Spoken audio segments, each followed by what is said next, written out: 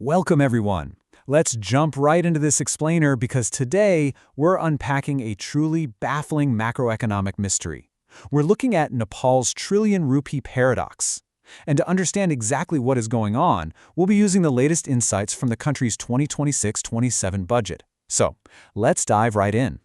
Now, here's a question that honestly sounds like a luxury problem, right? What happens when an economy's banks just have too much cash? Normally, we only hear about liquidity crunches, not having enough money. But right now, Nepal is experiencing this bizarre, completely opposite phenomenon. The country's external indicators are absolutely surging.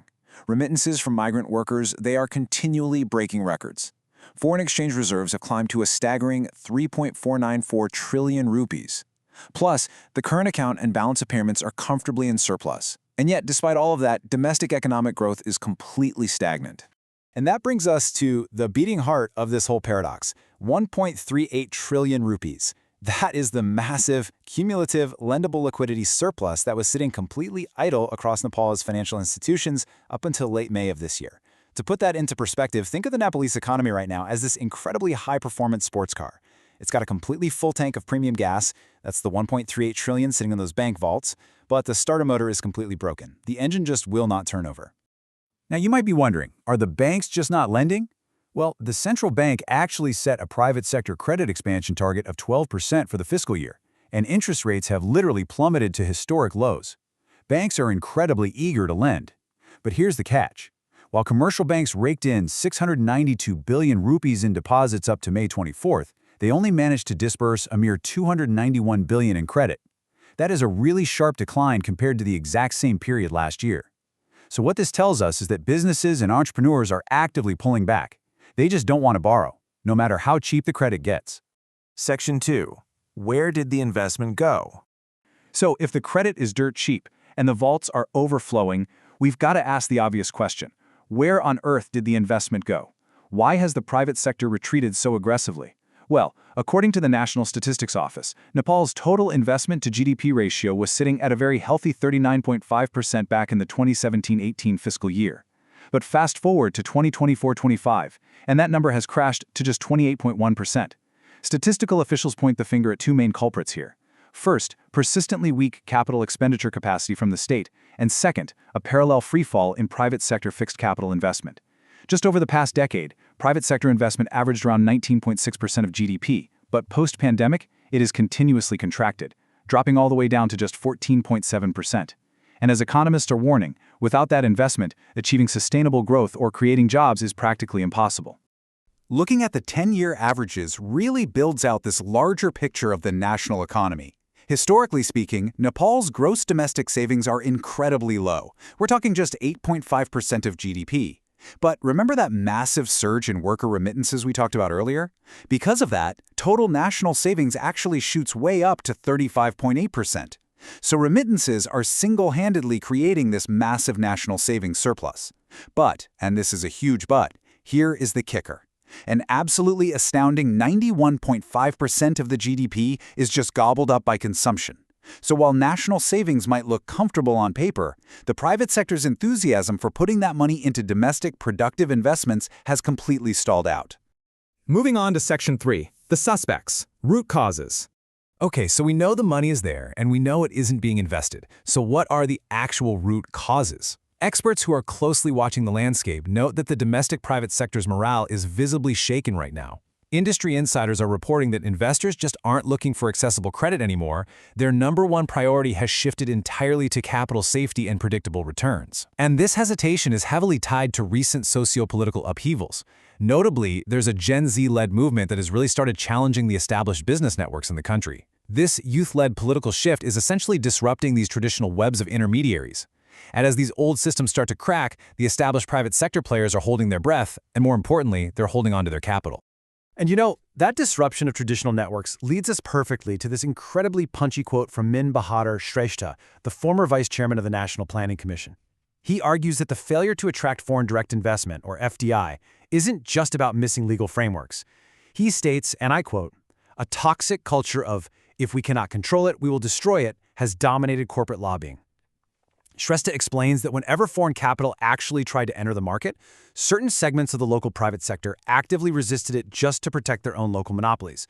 Foreign ventures were essentially strong-armed into handing over equity shares to local partners, completely without receiving any actual capital investment in return. It's a pretty wild scenario. Section 4. The Investment Express Solution. So the big question is, how does a government actually go about fixing a broken starter motor that's heavily clogged up by systemic rust? Enter the 2026-27 budget, presented by Finance Minister Swarnim Waghel. The government has rolled out what they're calling the Investment Express policy. It's essentially this rapid-fire series of legal and administrative reforms designed specifically to strip away all that bureaucratic red tape that usually scares off foreign capital. They're planning to amend the Company Act to clear up conflicts of interest. They're updating the Insolvency Act to make business exits way simpler. They're even drafting a brand new limited liability partnership law to encourage venture capital and angel investors. And crucially, foreign investors will now only need to give a simple notification to the central bank when they want to repatriate their profit returns, skipping those lengthy prior approvals. Oh, and they are also setting up a formal foreign exchange hedging mechanism to protect international builders from currency fluctuations. It's a lot, right? But they didn't just stop at legal reforms. These are paired directly with some major targeted fiscal incentives. Birendra Rajpande, the president of the Confederation of Nepalese Industries, points out that these specific tax differentials are absolutely vital. By lowering customs on 273 different raw materials and making 360 items exempt from excise, the overall cost of doing business drops significantly. This makes local manufacturing competitive again. The budget also looks ahead to the future, offering the IT sector a massive 50% income tax rebate on export earnings. Plus, they're raising the personal tax threshold to 1 million rupees. This is a big deal because it increases everyday disposable income, which is desperately needed to revive aggregate market demand.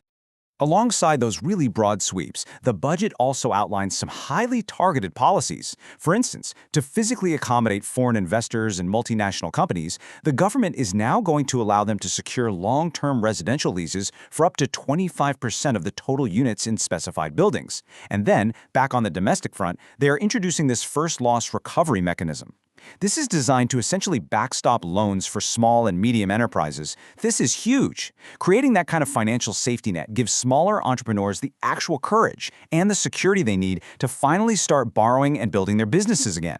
So all of this sounds great, but the absolutely crucial point is this. Is all of this going to be enough to soak up that 1.38 trillion rupees in idle cash? Well, economist Narbahadur Thapa actually argues that the government missed a massive opportunity here by not explicitly adopting a self-funding off-budget model. Now, this is a model that was successfully used for the Upper Tamakoshi project. It basically involves selecting massive, strategic infrastructure projects, raising the investment directly from the domestic market, and then executing them without placing any burden on the state treasury. Thapa firmly believes that if the budget had explicitly designated mega projects like the Budagandaki hydroelectric project or West Seti under this specific framework, it would have confidently soaked up that massive excess liquidity. Finally, Section 5. The verdict. Execution. We've looked at the paradox, we've explored the causes, and we've walked through the newly proposed solutions. But can they actually work? To answer that, we have to look at the expert consensus, which is perfectly captured by financial analyst Parashram Kunwar.